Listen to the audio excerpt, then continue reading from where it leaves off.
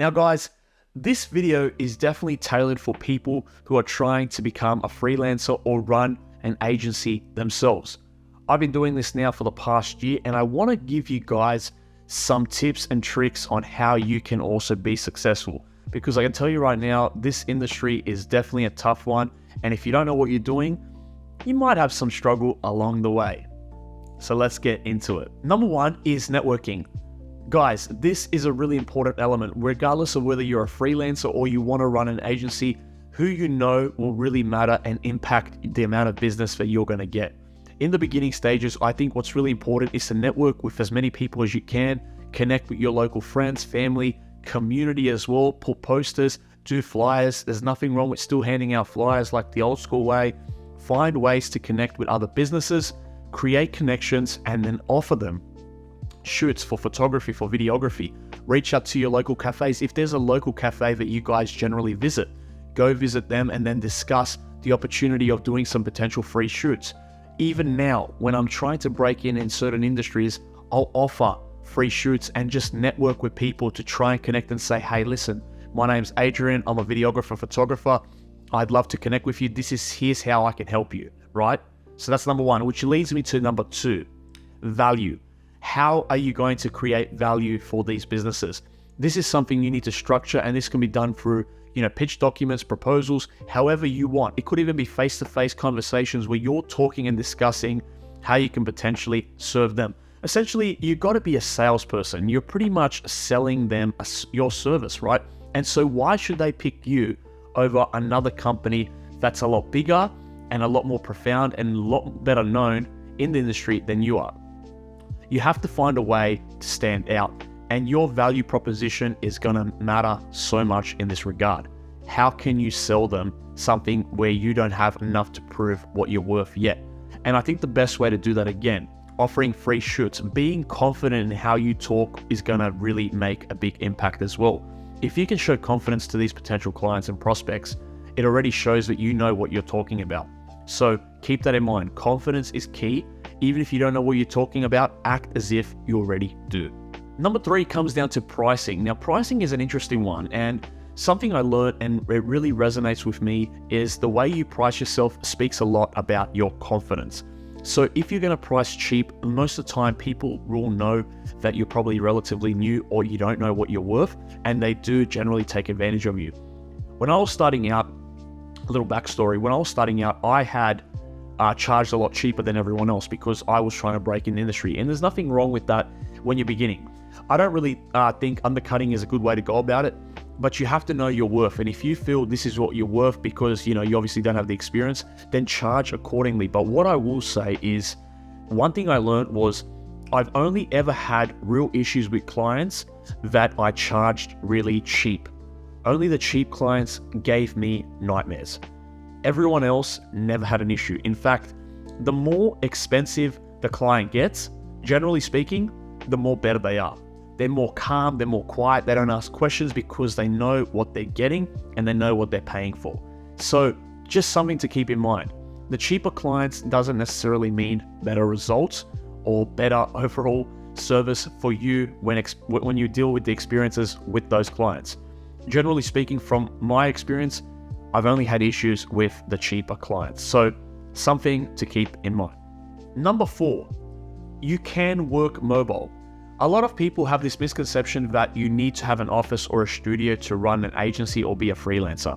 That's absolutely incorrect. You can absolutely work from your home, office, wherever you want. And I want you guys to keep that in mind. It doesn't mean you even need a website necessarily. It'll be good if you have some kind of portfolio, online presence, whether it's social media, Instagram, whatever it is. Use that when you're starting out. Don't think you need to get a website straight away. It puts a lot of strain and stress on you, especially when you don't have a portfolio yet.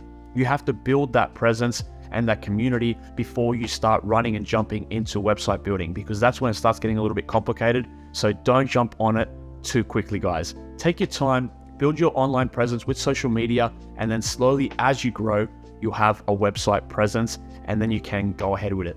If a client asks, hey, can I please see your studio? You can just say, hey, listen, at the moment we're actually working mobile. This is better for us. We generally hire studios when we need or require a studio, but generally speaking, our team is all over and we generally work better being more mobile. Simple as that, and that's a good way of being professional and letting them know we can still get a studio if you need a studio. However, we rent studios rather than own one upright. So something to keep in mind. And number 5, I think this is a really important one.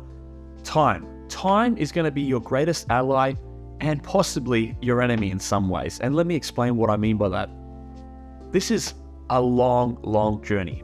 If you guys want to get in the market of being a freelancer or running your own business as a creative digital media agency, it's going to take a lot of work. And I'm sure you guys already know that. But what I mean is there's a lot of upfront costs, especially if you decide to run as a company, as a PTY limited company, because then, there's a lot more cost involved. You got to do your taxes quarterly, there's upfront costs.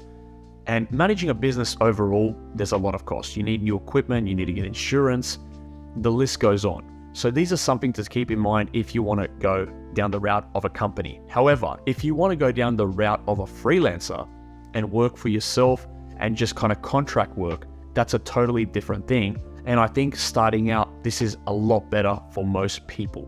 This is what I would actually recommend. Work as a freelancer and, you work for yourself as a contractor. You contract through other clients, you do the work, you're a sole trader, and then, you go from there. This is a lot easier, this is a lot less headaches, and there's no real startup costs involved at all besides just paying for the initial amount, which I believe, if I'm not mistaken, for the ABN is it's under $60 from memory, if I'm not mistaken. So it's totally not bad. Running a business, guys, overall is very exciting. It's definitely something I recommend. I love it. There's so many rewards. However, there are times where it ebbs and flows, and there will be down seasons where it isn't going great. And this is just part of business.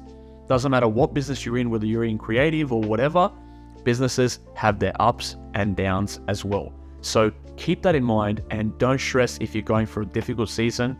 A lot of other businesses are as well. You just need to keep going and keep striving to build more client bases to the point where now leads are coming to you instead of you reaching out to leads. Because in the beginning, that's how it will be. You guys will be reaching out to potential leads, calling them up, offering your services. But in the future, the idea is you'll have a big enough portfolio where now clients reach out to you instead of the other way around. And then, you're on the right path to success.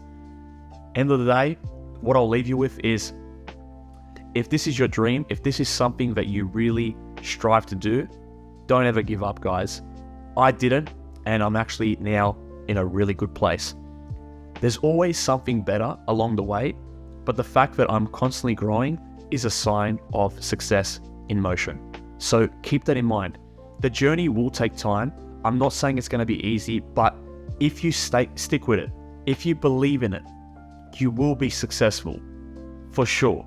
I have no doubt in my mind. However, you cannot give up even when it gets hard, because it will get difficult. It will get really hard. However, like I said, believe in the journey, believe in yourself, and you will be successful. That's the end of the video, guys. I hope you enjoyed this. If you did, please give it a like, hit that subscribe button if you aren't subscribed already. And as always, guys, I will see you guys on the next one. Be safe, be well. Catch you guys soon.